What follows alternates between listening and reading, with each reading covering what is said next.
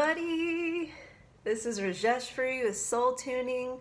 It is day 44 of my 90-day transformation in the raw, and I am being pushed by Spirit to come out of my closet even more and more. And so I just gotta say, you might be wondering where I've been.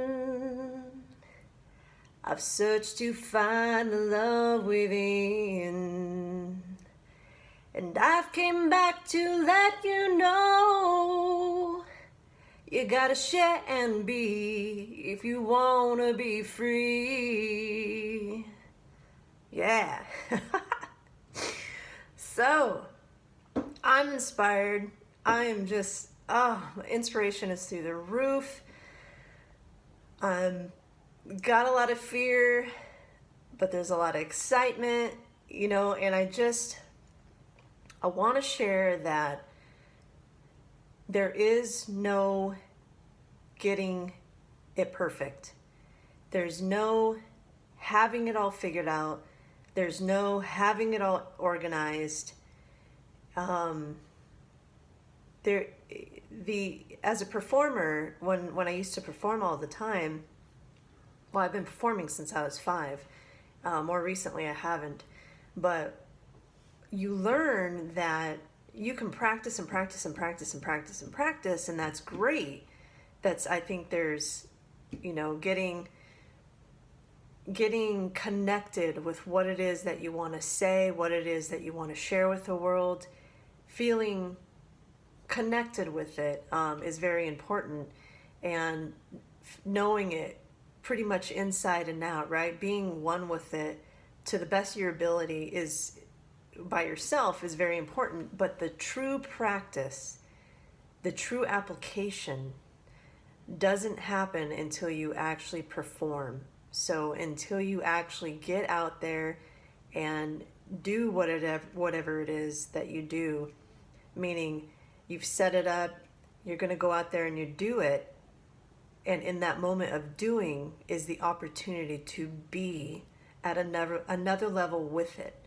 So you need to be able to experience it at a cellular level in that moment of being. So actually being with it.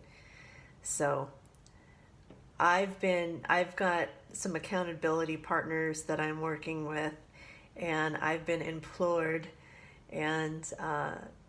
to go out and be on another level. And I have been prone, even though I've done a lot of performing, to try to get it all figured out and organized, and okay, now I'm ready. And again, there's a point there, you can do that to a level, but if you could sit there and organize and organize and organize and organize for the rest of your life, and all of that is going on there is getting away from the fears, getting away from your fears of doing it. And again, you can't even learn more about it. You can only organize it and do and work with it for so long. You're not going to be able to learn more about it and be able to implement and expand it and grow it until you embrace your dragon, right? And that ultimately is the fear. The fears that are around it. And they're hiding in the background underneath this excuse that you're not ready. And just like with swimming, I don't know about you guys, but you can only take so many swimming lessons until someone pushes you into the pool, and then you got to figure it out, right? I don't know if that ever happened to you, but it happened to me. And a lot of that has happened in my life. And let me tell you, you figure it out really quick, right? And you start to ingrain it at a cellular level, and you know what you need to do better next time. And that's what it is. I mean, you can only play with the idea of riding a bike for so long. At some point, you've got to take off the training wheels and roll with it. And that's, if you fall down because you took off the training wheels, that is not failure. That is learning more about it and becoming one with it, becoming one with whatever it is that you're doing, finding that zen, finding that call it the nod, finding that zone in whatever it is that you're doing, to where you're in it, you're getting that chance to be, you've moved yourself out of the way as much as you could, and now you're just rolling with it. And that is the true practice, and that is the true learning place.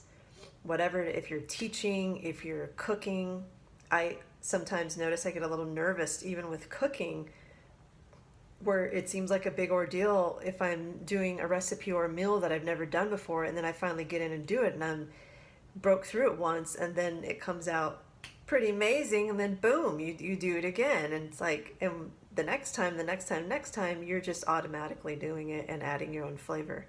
So, and that's the fun part, is when you can get past the, okay, I went through it, the logistics of it, and it starts flowing for you, and now you can add your own flavor, right? So you're on the bike, you're not wobbling anymore. All of a sudden you're doing handstands on the bike or popping wheelies or something, right? That's the space, is when you can add your flavor to it and your element to it. So that is all around me right now, and my mind is, well, how do I organize all this? All right, so I've gotten out of the way. This, all kinds of inspiration and things are flowing through me. I'm making this major move to another town. I'm going to be meeting a lot of new people.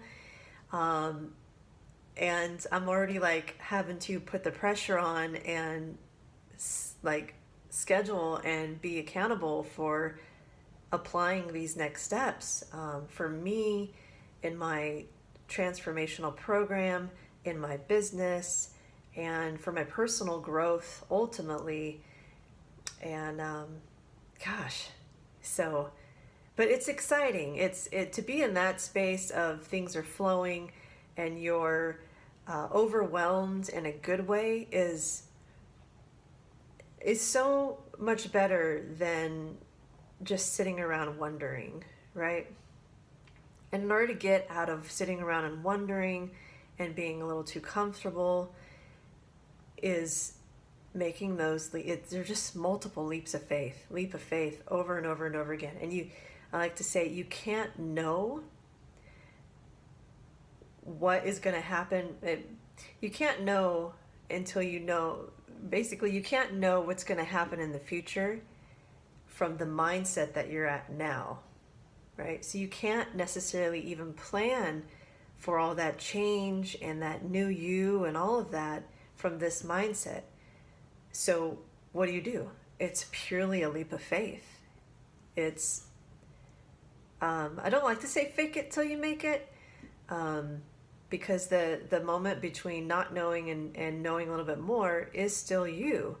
You're still going through that journey, and you're learning in that moment. So it's not like you're faking yourself or anything, or trying to put on a face or pretend of what you think it's going to be like. You ultimately can't do that, and it just doesn't come off as authentic. And that journey in between is so important to be present in and learn from, because it can get smoother, and this whole idea of a leap of faith can start to diminish the fears over time, so it's not as scary or impactful. Your breath isn't as shallow. You can breathe more and relax into this idea of a leap of faith into the unknown, because it's ultimately all unknown. It really is. Even when you've been performing for several years, every time you get on the stage, there's a little bit of nervousness, and that nervousness is good. It's humility, keeps you honest. It keeps things fresh. It keeps you in the beginner's mind.